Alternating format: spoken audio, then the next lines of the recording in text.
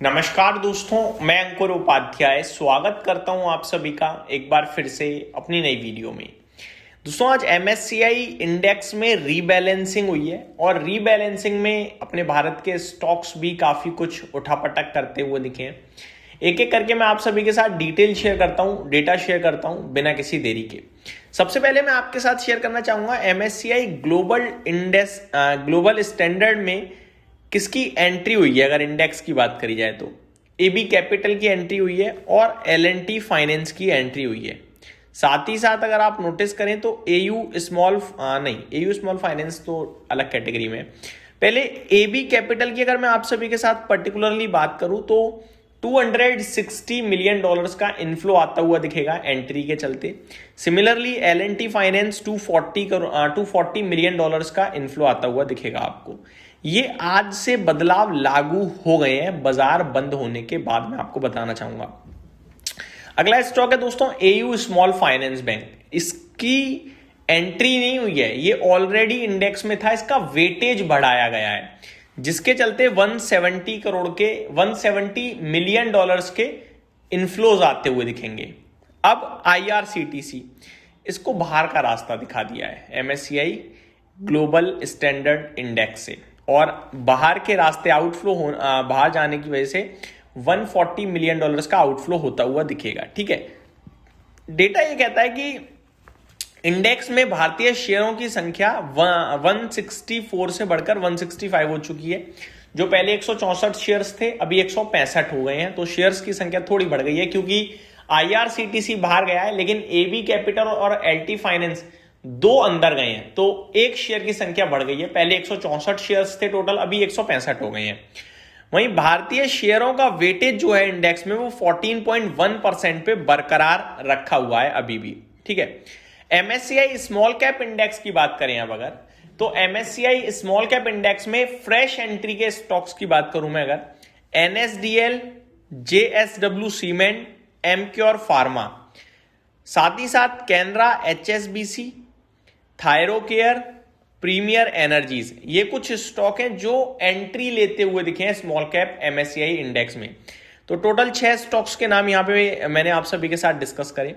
वहीं एग्जिट की बात करूं अगर मैं, तो Gokuldas export, VRL logistic, Ashoka Buildcon, Sterlite technologies, ये बाहर जाते हुए दिखे हैं। वहीं इंडेक्स में भारतीय शेयरों की संख्या 508 से घटकर 480 रह गई, यानी कि काफी हेविली शेयर्स बाहर करे गए हैं इस बार इंडेक्स से। काफी 28 शेयर समथिंग पहले के मुकाबले कम हुए हैं।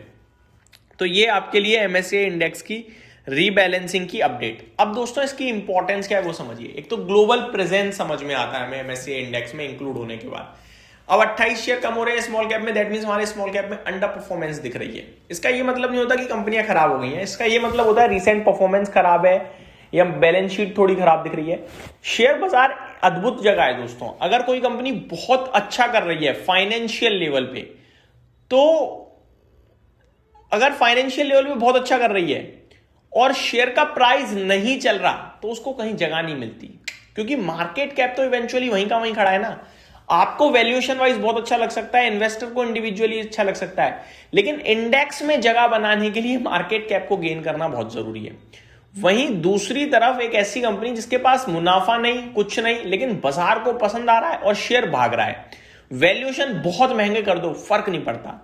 अगर शेयर का प्राइस इंच बाय इंच चलता जा रहा है तो वो इंडेक्स में भी इंक्लूड होगा, वो भारत की भी बड़ी से बड़ी इंडेक्स में इंक्लूड होगा, हर जगह इंक्लूड हो जाएगा, क्योंकि एट द एंड मैटर करता है शेयर का प्राइस। हमें वो पता है कि अगर वैल्यूएशन सस्ते हैं, अर्निंग्स दमदार हैं, तो प्राइस ऊपर जाएगा, लेकिन कब जाएगा वो किसी को नहीं पता ना। जैसे आजकल के बाजार को देखकर मैं हर दिन कह देता हूं भाई बहुत दमदार है, बहुत दमदार है, बहुत दमदार है, उसने बिल्कुल हवा निकली पड़ी है मार्केट की। लोग मेरे को ट्रोल कर रहे हैं, मेरे को उल्टा सीधा बोल रहे हैं, लेकिन मैटर ये करता है कि मैं अगर कुछ बोल रहा हूं क्या वो गलत है फैक्ट्स पे, ऑन पेपर वो चीज एकदम परफेक्ट है। अब बाजार नहीं चल रहा, वो मेरे को, आपको, किसी को भी नहीं पता, रीजन एक नहीं है मार्केट ना चलने का। खैर मैं इस समय टॉपिक से नहीं भटकना चाहता, वापस से आता हूं अपने MSCI वाली टॉपिक पे। तो ये जो स्टॉक्स इंक्लूड हो रहे हैं ये रिसेंटली अच्छा कर रहे हैं परफॉर्मेंस वाइज। अब AU स्मॉल फाइनेंस बैंक है, वो 700 रुपए का हुआ करता था, 1000 पे आ गया, और कितना अच्छा करवाओगे।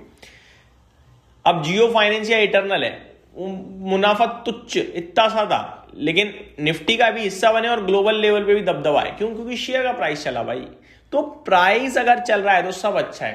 तो रीसेंट परफॉर्मेंस के बेसिस पे ये सब कुछ होता रहता है। अभी अगर कोई स्टॉक बाहर जा रहा है इंडेक्स से क्योंकि परफॉर्मेंस खराब थी, लेकिन ये जरूरी नहीं है ना कि उसकी परफॉर्मेंस अभी खराब है तो आगे भी रही।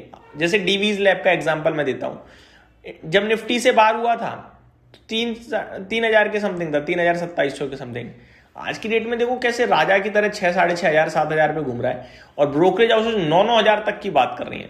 तो ये आपके लिए सिर्फ अपडेट है, जानकारी है, इसका ये मतलब नहीं कि आप बेचो या खरीदो। उम्मीद करता हूं आपको जानकारी पसंद आई होगी। Thank you so much for watching this video. Have a great day guys.